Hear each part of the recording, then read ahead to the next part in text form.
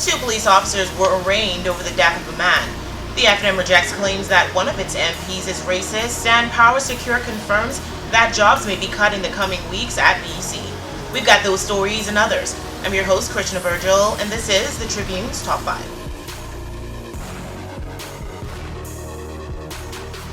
On Tuesday, two constables faced the court over the beating death of a man who was in police custody 3 years ago. Constable 2126 Akil Smith and 2648 Carl Smith were granted $18,000 bail on Tuesday following their arraignment in connection with the beating death of Aaron Roll exactly 3 years after the 20-year-old was found dead in a police station cell. The accused were flanked by colleagues as they entered the Nassau and South Streets Magistrates Court complex, where they appeared before Chief Magistrate Joyanne Ferguson Pratt, facing a charge of manslaughter. It is alleged that the pair, on February 9, 2013, used unlawful harm to cause the death of Roll. The accused men were not allowed to enter a plea to the allegation until they are formally arraigned in the Supreme Court, where they are expected to be tried. The presentation of a voluntary bill of indictment, scheduled for March 23rd, will facilitate the transfer of the matter to the Supreme Court. With this year's Junkanoo Carnival 3 months away, Bahamas National Festival Commission officials on Thursday could not say how much money has been budgeted for the upcoming event.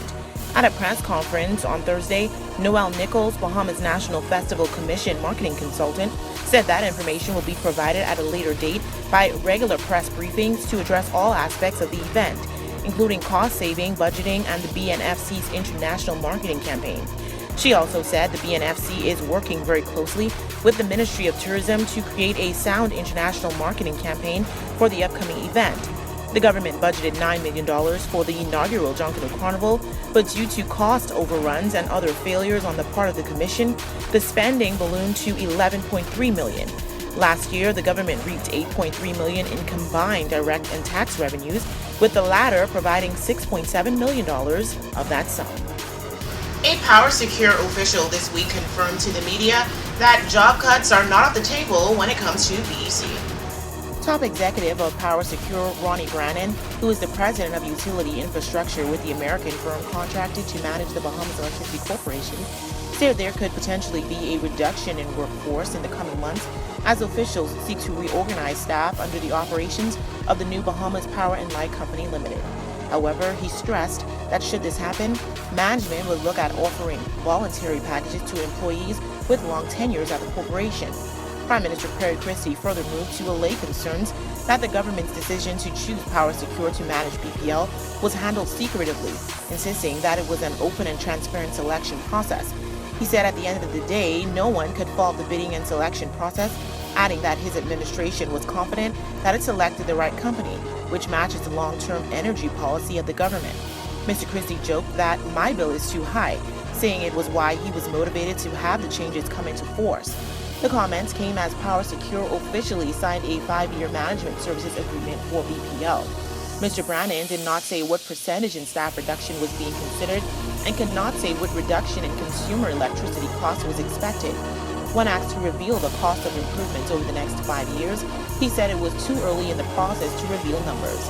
Deputy Prime Minister Philip Graves Davis has also insisted that the utility provider still remains in the hands of the Bahamian people. Commissioner of Police Ellison Greenslade on Wednesday said 2015 was a terrible and disgraceful year as the country experienced record numbers of murders, rapes, and armed robberies. While unveiling his policing plan for 2016, the commissioner said 2015 was a very difficult year filled with crime challenges for the Royal Bahamas Police Force. He said despite a 4% decrease in serious crimes against the person compared to the same 2014 period, murder, rape, attempted rape, unlawful sexual intercourse, and armed robbery all increased by 19%, 16%, 33%, 11%, and 5% respectively. Attempted robberies decreased from 31 to 12, a change of 61%. And robberies decreased by 43%, from 350 in 2014 to 200 in 2015, according to the same crime statistics. Mr. Greenslade said the country saw an unprecedented level of murders, which peaked at 146 as compared to 123 in 2014, according to police statistics. This represents an increase of 19%. Although there were 149 homicides in 2015, according to the Tribune's records, Mr. Greenslade said some of these matters have been classified as manslaughter matters. Of the murders committed in 2015, 126 or 86% were recorded in New Providence, 17 or 12% in Grand Bahama, and 3 or 2% in the Family Islands. The detection rate for murders in 2015 now stands at 46%, or 67 murders solved. The Free National Movement on Thursday rejected claims by a former cabinet minister that Montague MP Richard Lightbourne is racist. Free National Movement Chairman Michael Pintard on Thursday rebuked former cabinet minister Tennyson Wells for calling Montague MP Richard Lightbourne racist. Mr. Pintard said he was dismayed and shocked by the accusation, which Mr. Wells has said was based on an opinion Mr. Lightbourne has about one of party leader Dr. Stephen's major proposals. The senator said that Mr. Wells should spend his time critiquing the PLP rather than focusing on the FNM's internal politics. The statement appears to be an attempt by the FNM to both heal wounds and to disassociate itself with the toxic accusation of racism from Mr. Wells, even though Mr. Lightbourne himself told the Tribune on Sunday that he was first accused of having racist views during an FNM platform meeting. The accusation of racism was thrown at Mr. Lightbourne after he criticized Dr. Minnis' proposal to create tax-free zones in the over-the-hill communities, arguing that the policy would not spur growth in those communities. Want to get in on the discussion? Well, here's how you can.